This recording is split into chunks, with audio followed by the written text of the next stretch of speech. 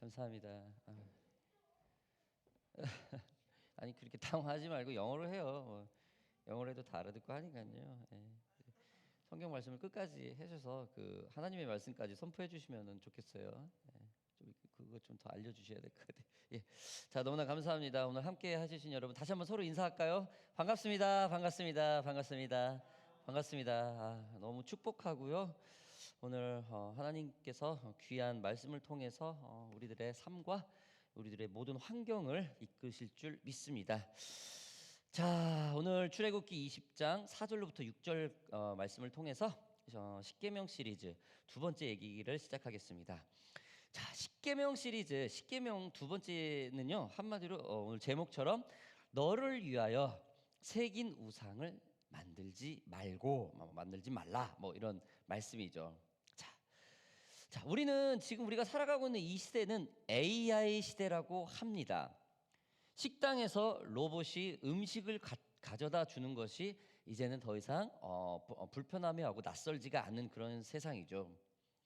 고화질 컴퓨터 그래픽이 현실과 구분하기 어려운 것들이 너무나도 우리들의 삶에 많아 익숙해져 있습니다. 영화나 TV와 같은 가상의 것들이 현실이라고 착각할 정도로 실제와 같은 것들이 아주 우리 주변에 많습니다.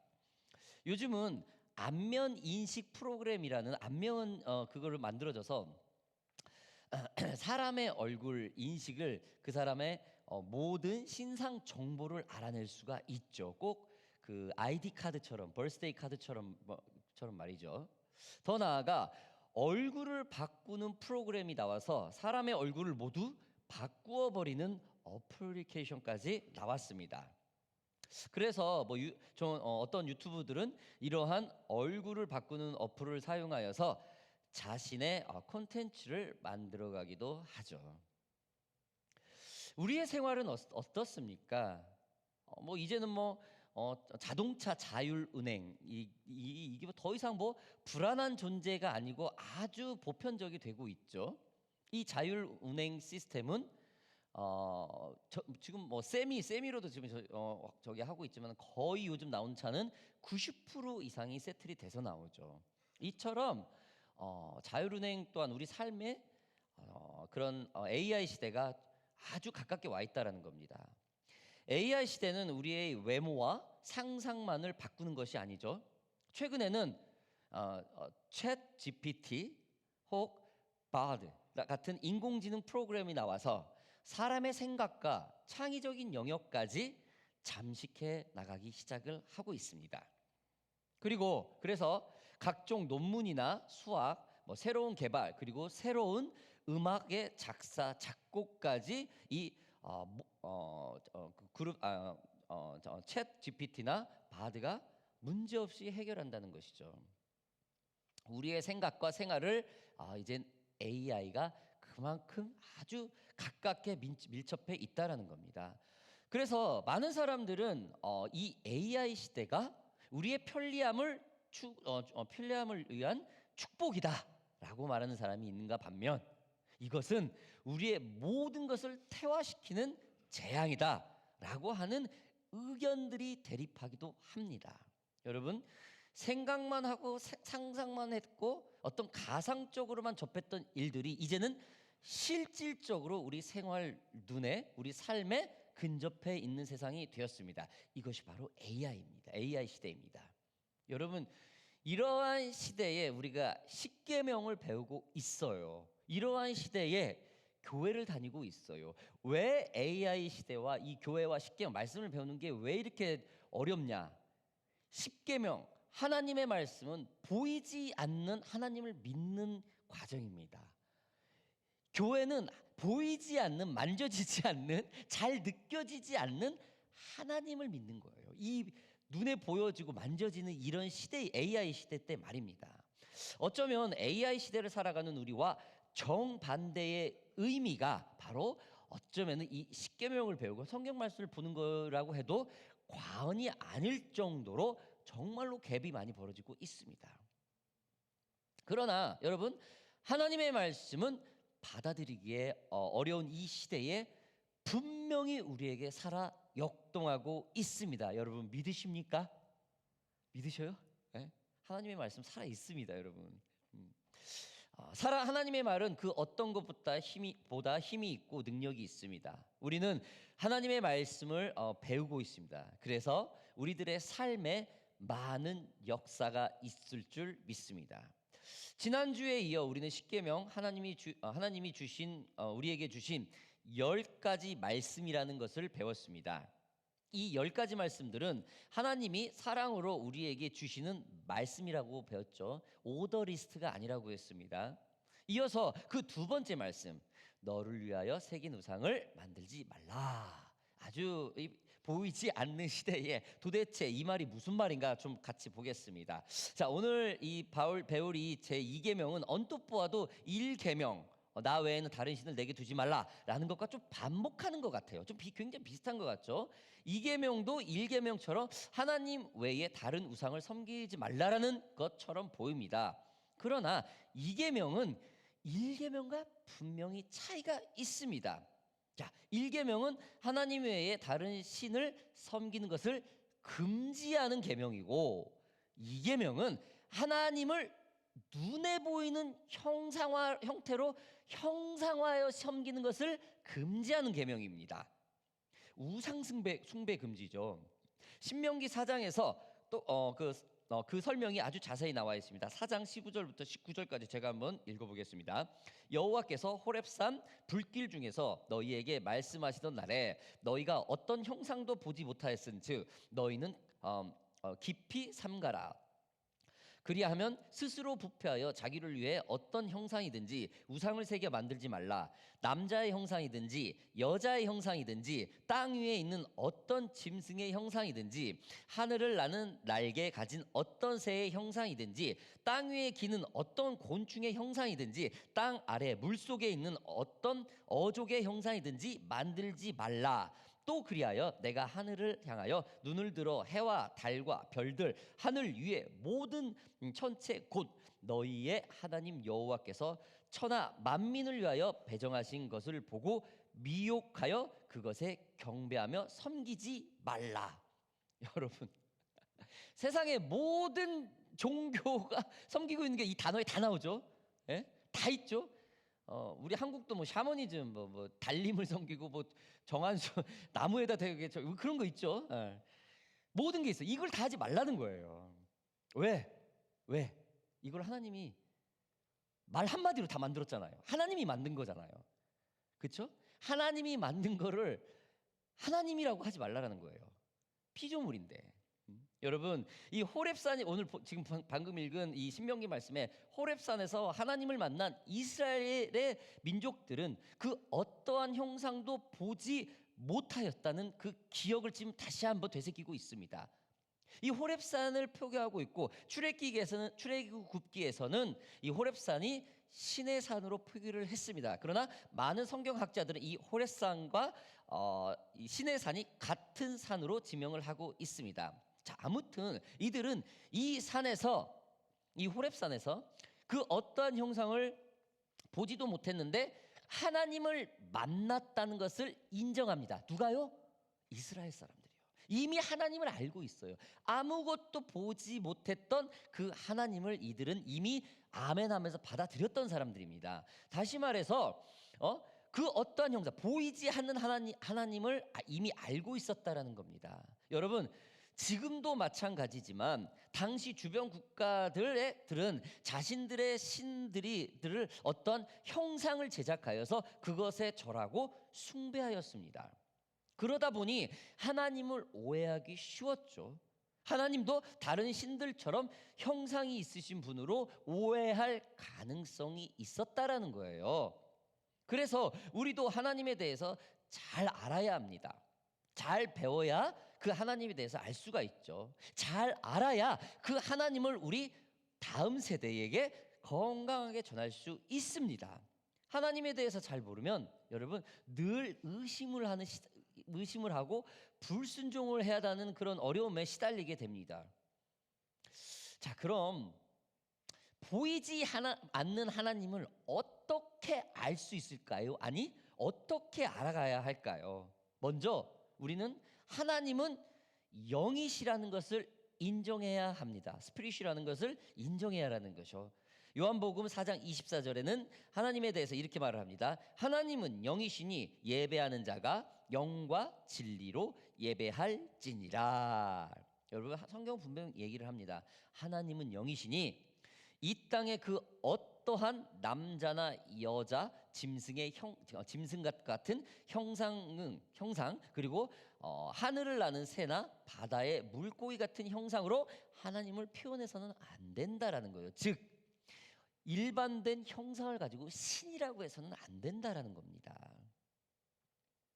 영을 어떠한 형상으로 표현한다는 자체가 사람의 상상으로 만들어낸 것이죠.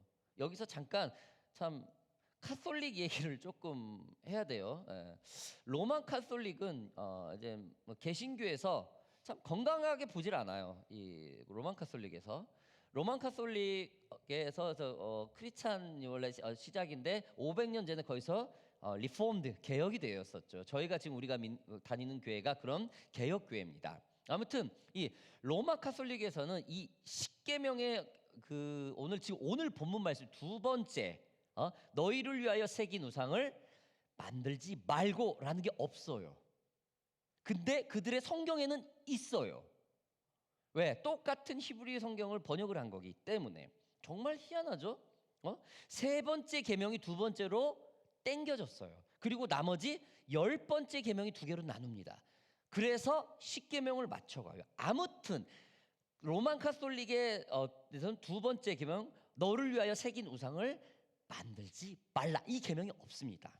왜 그럴까요? 그 이유는 그들이 숭배하는 마리아상이나 각종 성자들, 뭐 12사도들이나 그런 주교들의 동상들을 그들은 절을 하죠. 그들을 세워야 되기 때문에 그게 이계명하고 맞지를 않아요. 그래서 이계명을 뺍니다. 즉 눈에 보여지는 것으로 하나님을 알리려고 하는 성향이 굉장히 강합니다. 무엇보다도 로만 카톨릭의 상징은 이태리에 있는 바티칸 성 베드로 대성당 천장에 나와 있는 천지창조의 하나님의 얼굴과 모습들을 형상화했어요.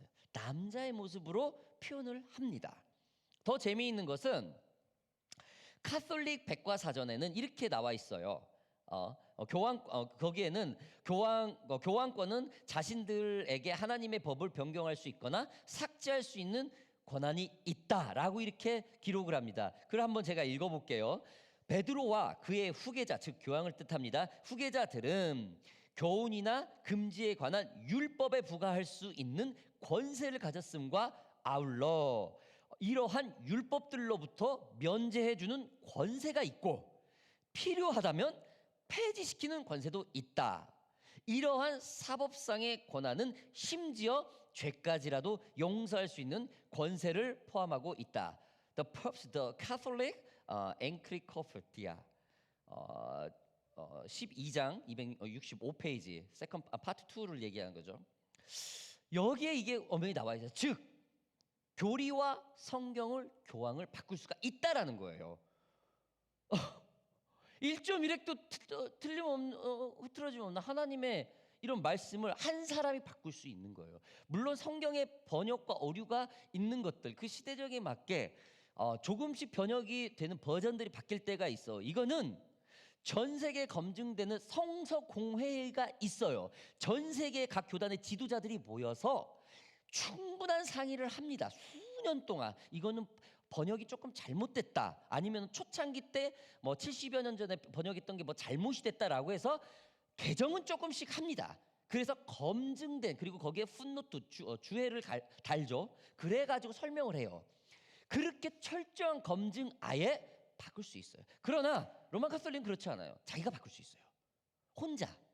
그리고 어떤 것도 이걸 면제할 대상이 있다라는 거예요. 교황은 즉 자기네들이 하는, 본인들이 하는 비판한 것 같은데 고해성사 같은 걸 할 면제가 전혀 안 돼요. 면제가 된다라는 거예요.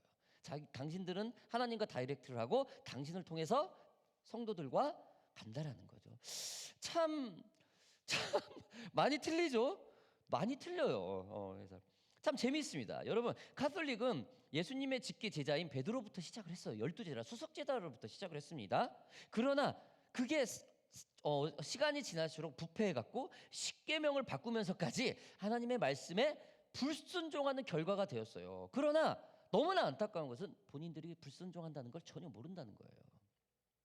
그 불순종을 후대까지 잘못 가르치고 있다는 겁니다. 여러분, 하나님은 우리를 너무 사랑하셔서 이처럼 끝까지 그 사랑을 우리에게 부어주시려고 우리를 위하여 새긴 우상을 만들지 말라고 합니다. 그런데 이 말씀이 있는데도 불구하고 이 말씀을 잘라내고 거기에 대해서 지금 다른 걸 하고 있다. 이건 정말 불쌍해. 근데 그걸 모른다는 거예요, 자기가. 너무 불쌍하죠. 아무튼 여러분, 하나님을 알려면은 말씀 자체, 그 자체를 알아야 된다는 거예요. 그리고 두 번째는 하나님은 질투하시는 하나님이라는 사실입니다. 오늘 본문 5절에 나와 있죠. 제가 한번 읽어볼게요. 그것들에게 절하지 말며 그것들을 섬기지 말라. 나 내 하나님 여호와는 질투하는 하나님인즉 나를 미워하는 자의 죄를 갚되 아버지로부터 아들에게로 3대까지 이르게 하거니와. 자, 이게 무슨 말이에요? 일반적으로 질투라는 말은 여러분 부정적인 느낌을 줘요. 그렇다면 어떻게 하나님이 부정적인 질투를 할 수 있을까요? 하나님의 질투는 다른 사람이 잘못되거나 좋은 처지에 있는 것 따위를 미워해서 깎아내리는 그런 질투가 아닙니다. 다른 사람을 시기하여 미워하는 질투가 아니라는 거죠. 하나님의 질투는 하나님의 백성들이 하나님이 아닌 다른 신을 섬긴 때에 질투한다라는 거예요. 꼭 그거 있죠. 남편이나 아내가 어떤 자기보다 멋진 남자, 자기보다 멋진 여인을 보고 와 이쁘다 한마디 할 때 조금 좀 그게 있잖아요. 그럴 때 질투죠. 사랑의 질투죠. 하나님이 이런 비슷한 질투를 한다라는 거예요. 지난주에 함께 나누었듯이 하나님은 우리에게 10가지 말씀을 주셨습니다. 그중에 그 모두는 사랑이 전제가 되어 있었죠. 마치 사랑하는 여인끼리 하는 대화처럼, 마치 사랑하는 부모가 자녀에게 대화하는 것처럼 우리가 저번 주에 배웠죠. 그래, 난 너만 사랑해, 너는 나만 사랑해야 돼. 나는 너만 사랑할게. 너의 평생에 남자 혹은 여자가 나 하나였으면 좋겠어. 라고 이렇게만 하는 그런 사랑의 대화. 이게 십계명의 베이직이라고 말씀을 했죠. 여러분, 이런 사랑의 질투가 하나님의 질투라는 거예요. 이 사랑의 질투는 참 정당한 권리죠. 떳떳한 권리이죠. 누가 뭐라고 해도 이러한 질투에 막을 사람은 세상에 없죠. 여러분, 이러한 하나님의 질투가 이 질투가 있는 그 두 번째 계명에서 하나님을 형상화하는 것을 금한다라는 거예요. 만약에 형상을 했을 때 하나님은 질투하신다라는 거죠. 하나님이 세상의 모든 것을 창조한 그 창조주인데 그 형상을 빌려 하나님으로 대신해 버린다면 하나님 입장에서는 그렇게 유쾌한 일은 아닐 것입니다. 여러분, 하나님은 저희를 비롯해서 세상의 모든 것들을 창조하셨습니다. 그러나 유일하게 질투를 유발하는 것은 하나님의 자녀인 우리밖에 없어요. 여러분, 하나님이 들짐승에게 질투하겠습니까? 에? 공중에 나는 새나 바다에 있는 물고기한테 하나님이 질투하겠어요? 그렇지 않아요. 우리 인간에게, 창조한 우리 인간에게만 하나님은 질투를 하십니다. 오직 당신의 자녀인 우리에게만 질투를 하는 거죠. 왜냐하면은 우리는 유일하게 하나님의 형상을 닮은 닮게 창조를 했기 때문입니다. 성격이나 모든 면에서 세상 모든 피조물 중에서 가장 우리는 하나님을 많이 닮았기 때문입니다. 여러분 기억하십시오. 하나님은 영이시라는 사실을 여러분 기억하십시오. 그리고 하나님은 질투하시는 하나님이라는 것을 아시기 바랍니다. 자, 마지막으로 하나님에 대해서 하나님의 이 두 번째 계명인 뭐가 있는가? 하나님의 은혜가 있습니다. 제가 6절 한번 읽어볼게요. 나를 사랑하고 내 계명을 지키는 자에게는 천대까지 은혜를 베푸느니라. 여러분 이 마지막 구절 전에 5절 후반부를 읽어야 돼요. 6절 5절 제가 후반부 읽어볼게요. 나를 미워하는 자의 죄를 갚되 아버지로부터 아들에게까지 3대까지 이르게 하거니와. 자, 이게 무슨 말이냐면요, 하나님을 믿지 않으면 3대가 저주가 있고 그리고 복이 없고, 하나님을 믿고 잘 따르면 천대가 복이 있다라는 겁니다. 여러분 하나님을 거부할 이유가 없겠죠. 그렇죠? 여러분 이건 엄청난 대가 아닙니까? 하나님을 사랑하고 계명에만 순종하면은 천대까지 그 집안에 은혜가 있다라는 겁니다. 우리를 위하여 새긴 우상을 만들지 말고 그 어떠한 형상으로 하나님을 대신하지 않는 정말 그 순수한 순종을 할 때 하나님은 우리의 그 믿음을 천대까지 우리 자녀에게까지 은혜를 베푼다는 것입니다. 이것은 여러분 하나님의 약속이에요. 지금 이 자리에 오신 여러분들은 앞으로 천대까지 하나님의 그 은혜 속에 있줄 믿으시기 바랍니다. 저주는 3대, 축복은 천대 말입니다. 비교할 수 없는 하나님의 약속이죠. 여러분 사랑하는 오션파크 교회 성도 여러분들, 자, 오늘 출애굽기 20장 4절로부터 6절에서 그 10계명 중에 두 번째 계명을 우리가 오늘 함께 나누었습니다. 너를 위하여 새긴 우상을 만들지 말라라는 의미는 다른 형상으로 하나님을 하나님이라고 하지 말라라는 소리죠. 그리고 왜 하나님을 이 계명을 우리에게 주셨는가? 우리가 그 이유를 알아야겠죠. 하나님은 영이시라는 사실, 그리고 하나님은 질투하시는 하나님이라는 걸 여러분 잊지 마시기 바랍니다. 이 모든 것은 하나님이 우리를 이끌어 주시고 천대까지 복을 주기 위한 하나님의 은혜라는 사실을 오늘 저와 여러분들이 기억하시길 간절히 바랍니다. 자, 함께 기도하겠습니다. 사랑하는